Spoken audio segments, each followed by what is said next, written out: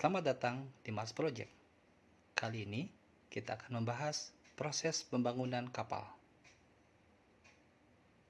Proses pembangunan kapal secara umum, dalam membangun sebuah kapal dibutuhkan sebuah metode pembangunan kapal untuk menyelesaikan proses pembuatan kapal tersebut. Metode proses produksi kapal ini berkembang setiap saat.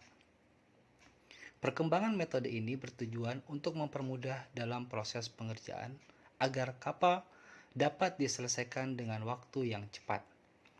Sampai saat ini, perkembangan metode pengerjaan kapal terdiri dari 4 tahapan.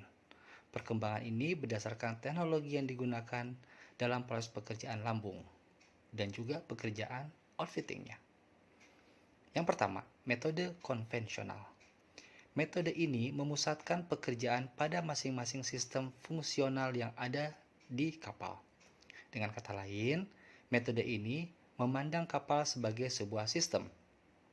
Proses pengerjaan kapal dengan metode ini berjalan dengan sangat lamban karena pekerjaan dilakukan satu persatu dan bertahap.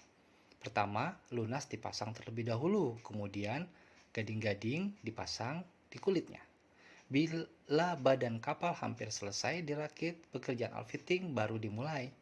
Pekerjaan outfittingnya pun dipasang sistem demi sistem, seperti pemasangan ventilasi, pipa, listrik, mesin, dan lain-lain.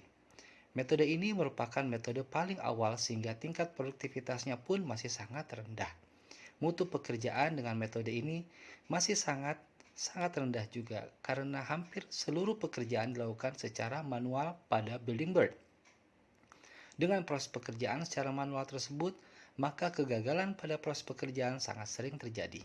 Akibatnya, terkadang terjadi overtime yang tidak bisa dihindari. Metode blok konvensional. Metode ini dimulai dengan digunakannya teknologi pengelasan pada pembuatan kapal.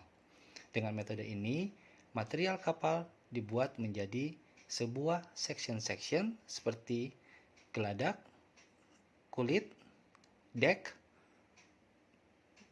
dan lain-lain. Dari seksi-seksi itu kemudian dilas, dibentuk sebuah blok. Dari blok ini kemudian dirakit menjadi bahan kapal, menjadi badan kapal.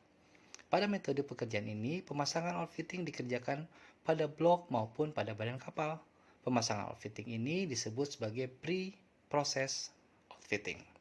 Metode ini masih dikatakan sebagai metode tradisional karena desain, material definisi, dan procurement masih dikerjakan sistem demi sistem. Walaupun proses produksinya dikerjakan berdasarkan blok. Karena ada dua aspek yang bertentangan antara perencanaan dan pengerjaan. Maka pada perbaikan produktivitas masih sulit untuk dilakukan. Metode modern. Metode ini biasa disebut sebagai metode zone atau area atau stage. Perubahan teknologi dari konvensional menjadi modern dimulai pada tahapan ini. Tahapan ini ditandai dengan land construction process dan zone outfitting yang merupakan aplikasi grup teknologi pada hal construction dan outfitting works. Grup teknologi adalah metode analis untuk secara sistematis menghasilkan produk dalam kelompok-kelompok yang mempunyai kesamaan dalam perencanaan maupun proses produksinya. Kebanyakan galang-galangan di Eropa dan Jepang menggunakan metode ini. Pada metode ini, galangan mengelompokkan proses produksi berdasarkan kesamaan proses produksi, sehingga pekerja lebih mudah dan cepat dalam melakukan pekerjaan di workshop-workshop kerja. Dengan metode ini, maka peningkatan produktivitas galangan dapat lebih mudah ditingkatkan. Dan pada pekerjaan outfittingnya dilakukan dengan metode zone outfitting. Jika pada metode sebelumnya pekerjaan outfitting dikerjakan berdasarkan fungsinya, maka pada tahapan ini pekerjaan outfitting dikerjakan berdasarkan region atau zone. Pengerjaan outfitting pada proses ini dibagi menjadi 3 proses: on unit, on block, dan on board. On unit. Metode on unit ini dapat didefinisikan sebagai pemasangan perlengkapan outfitting yang dilakukan secara tersendiri dari struktur lambung. Yang kedua, on block. Metode ini mengerjakan pemasangan outfitting pada setiap struktur sub-rakitan atau semi-block atau blok. Dan yang ketiga, onboard.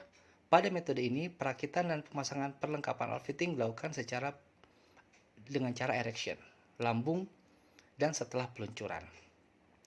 Proses pembangunan kapal atau shipbuilding process adalah suatu proses yang sangat kompleks yang dimulai dari perumusan permintaan pemesanan kapal hingga penyerahan kapal oleh pihak galangan kepada pemesan kapal.